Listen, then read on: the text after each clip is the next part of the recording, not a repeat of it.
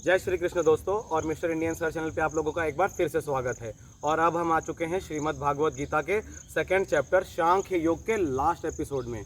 जी हाँ दोस्तों, पिछले कई वीडियो से हम लोग लगातार सेकंड चैप्टर सांख्य योग के बारे में बातें कर रहे थे। और पिछले ही वीडियो में हमने देखा कि जब भगवान श्री कृष्ण से अर्जुन ने स्थिर बुद्धि व्यक्ति के बारे में पूछा तो भगवान श्री कृष्ण ने उन्हें क्या क्या लक्षण और गुण होते हैं स्थिर बुद्धि व्यक्ति के, उस बारे में बताया है। और अब हम इस वीडियो में बात करेंगे श्लोक नंबर 64 से लेके 72 तक, जो इस चैप्टर के अंत को भी करवा देगा। ठीक है, और आज है हमारे साथ राज यादव, जो श्लोक नंबर 64 से लेकर 72 तक का उच्चारण करेंगे। और हमेशा की तरह मैं आपको उसका सरलता से हिंदी में मीनिंग बताता हुआ चला जाऊंगा। ठीक है, सो आइए गाइस, स्टार्ट करते हैं इस महान गाथा श्रीमद् भागवत गीता की। और हम आ चुके हैं श्लोक नंबर 64 पे। राज बेटा प्लीज। राग देश विमुक्त स्थिव विषयन इंद्रिय ये चरण आत्मवशे वृद्धे आत्मा प्रसाद मदि गच्छति।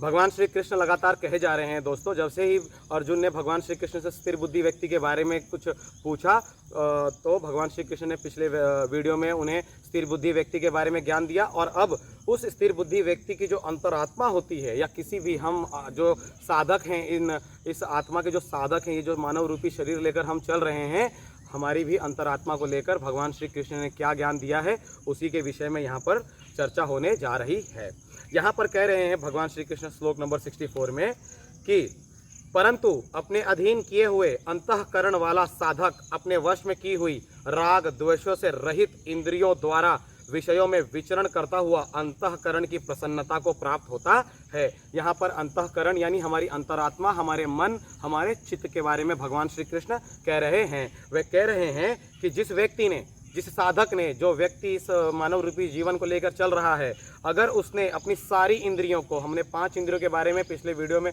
बहुत ही शानदार तरीके से बताया था, फिर से बता देता हूँ। हमारी ज़ुबान, हमारे नाक, हमारी आंखें, हमारे कान और हमारी त्वचा, अगर हमने इन 5 चीज़ों को अपने वश में भी कर लिया, और साथ साथ में हमारे राग द्वेष, हमारा गुस्सा, अगर वो भी हमने इस इंद्रियों से दूर रख लिया, अगर हमारे मन से हमारे गुस्सा अगर निकल जाए, तो ऐसे मन को प्रसन्नता की प्राप्ति होती है। और ऐसा मन हमेशा प्रसन्न रहता है।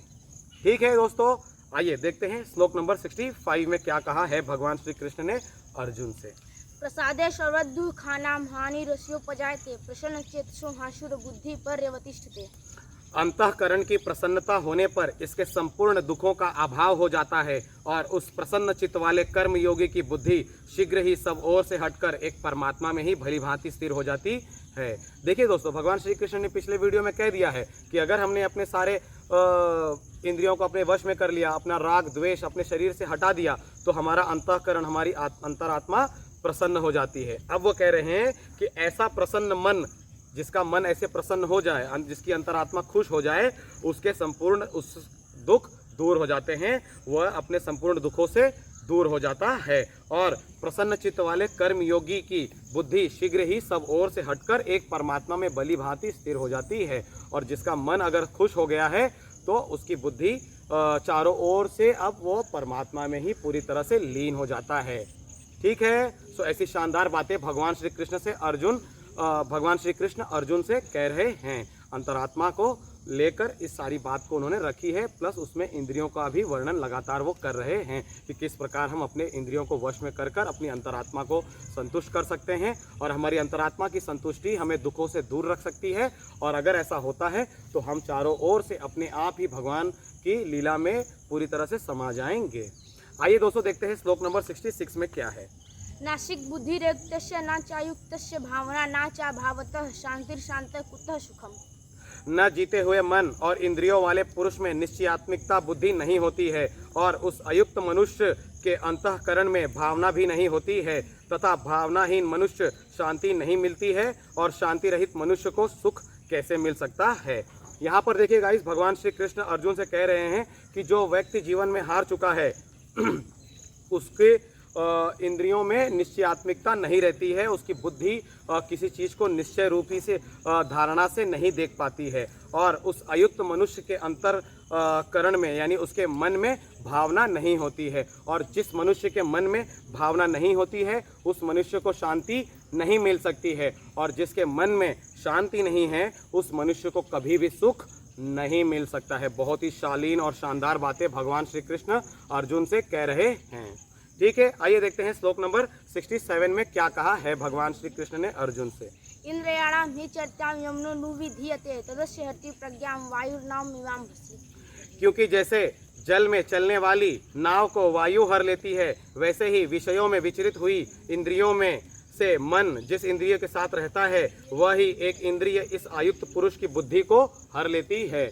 यहाँ पर गाइस भगवान श्री कृष्ण अर्जुन से कह रहे हैं कि जिस प्रकार एक नाव जब नदी में चलती रहती है तो उस हवा के बहाव में जो वह हवा है वह उसे हर लेती है। अगर वह पूरब से पश्चिम की ओर नाव जा रही है और हवा भी अगर पूरब से पश्चिम की ओर जा रही है तो वह हवा है ना जो वह उस नाव को अपने वश में कर लेती है, हर लेती है। ठीक उसी प्रकार हमारी 5 इंद्रियां हैं और इन 5 इंद्रियों में से जिस ओर हमारा मन लग जाए वह इंद्रिया वह मन सिर्फ उस इंद्रिय को नहीं हर लेती है बल्कि उसकी बुद्धि को भी हर लेती है। यानी आपकी जो अंतरात्मा है अगर किसी एक इंद्रिय के साथ लग जाए, आपकी आंख के साथ, तो आपको अच्छा देखने का मन करेगा। तो सिर्फ आपकी आंखों को ही नहीं हर लिया है बल्कि आपकी बुद्धि को भी हर लिया है। ऐसी शानदार बातें भगवान श्री कृष्ण अर्जुन से कह रहे हैं कि किस प्रकार आपकी अंतरात्मा आपके किसी इंद्रिय को सिर्फ नहीं हर लेती है बल्कि आपकी बुद्धि को भी हर लेती है।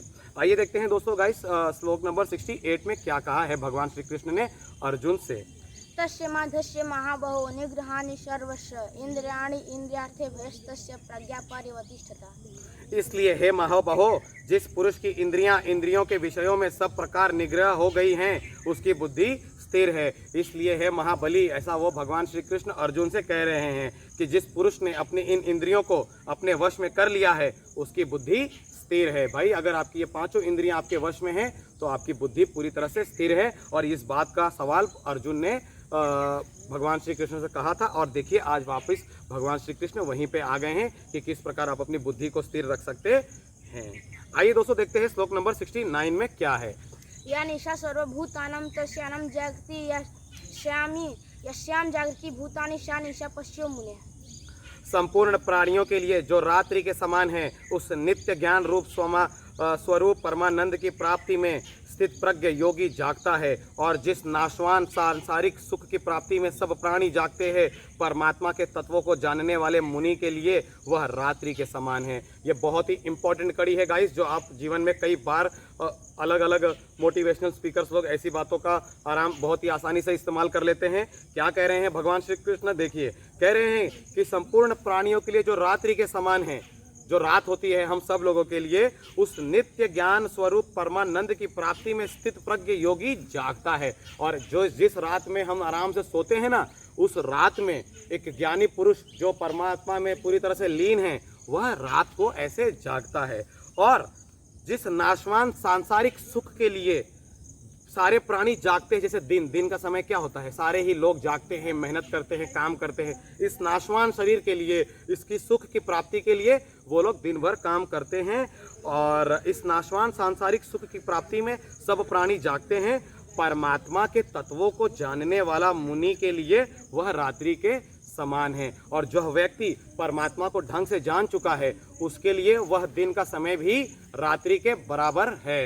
ठीक है, सो गाइस ये बहुत ही इंपॉर्टेंट श्लोक था जो अभी तक आया है इस वीडियो में गाइस, श्लोक नंबर 69, जिसमें भगवान श्री कृष्ण अर्जुन से ऐसी बारे में बता रहे हैं कि जिस प्रकार लोग रात में सोते हैं, उस रात में एक मुनि जो परमात्मा में पूरी तरह से लीन है वह जागता है। और जिस दिन में इस नाशवान शरीर के सुख की प्राप्ति के लिए लोग कार्यभार करते हैं, ऐसा दिन उस मुनि के लिए रात्रि के बराबर है। ठीक है, आइए देखते हैं श्लोक नंबर 70 में क्या है। अपूर्णमालं चल प्रतिष्ठम समुद्रमापं प्रविशन्ति यद्वत् तद्वत् कामा यं प्रविशन्ते सर्वे शान्तिमापनोति न काम कामे। जैसे नाना नदियों के जल जब सब ओर से परिपूर्ण अचल प्रतिष्ठा वाले समुद्र में उसको विचलित न करते हुए ही समा जाते हैं, वैसे ही सब भोग जिस स्थित प्रज्ञ पुरुष में किसी प्रकार का विकार उत्पन्न किए बिना ही समा जाते हैं, वही पुरुष परम शांति को प्राप्त होता है, भोगों से चाहने वाला नहीं। यहाँ पर दोस्तों भगवान श्री कृष्ण अर्जुन से कह रहे हैं कि जिस प्रकार तरह तरह की नदियाँ देखे हैं आपने, अलग अलग नदियाँ जो हैं वो जाकर समुद्र में पूरी तरह से समा जाती हैं और विचलित न करते हुए समा जाती हैं। क्यों? क्योंकि उन्हें पता है कि हमारा अंत यही है, अब हम इस समुद्र में पूरी तरह समा जाएंगे। ऐसी सारी नदियों के साथ ही होता है, वह कहीं ना कहीं जाकर एक समुद्र में समा जाती हैं।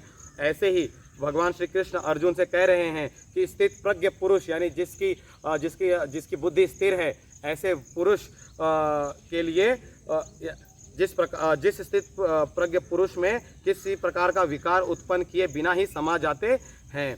ऐसे ही सारे भोग यानी जो कुछ भी आपको जीवन में ये सांसारिक मोह माया है, अगर आपकी बुद्धि स्थिर है तो ऐसी मोह माया आपके अंदर अपने आप ही समा जाती है और वह पुरुष परम शांति को प्राप्त होता है, भोगों को चाहने वाला नहीं। और ऐसे पुरुष जिसने अपने मोह माया को अपने अंदर ही समेट लिया है, ऐसा ही व्यक्ति परम शांति को प्राप्त होता है और भोगों को चाहने वाला नहीं। ऐसा व्यक्ति नहीं जिसके मन में काफ़ी अभिलाषा और लालच इस दुनिया के लिए है, इस नाशवान शरीर के प्रति उसके अगर काफ़ी लालच है तो ऐसे व्यक्ति को शांति कभी नहीं मिलती है।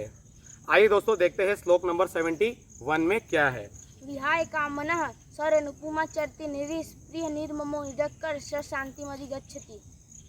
जो पुरुष संपूर्ण कामनाओं को त्याग कर ममता रहित, अहंकार रहित और स्पृहा रहित हुआ विचरता है, वही शांति को प्राप्त होता है, अर्थात वह शांति को प्राप्त होता है।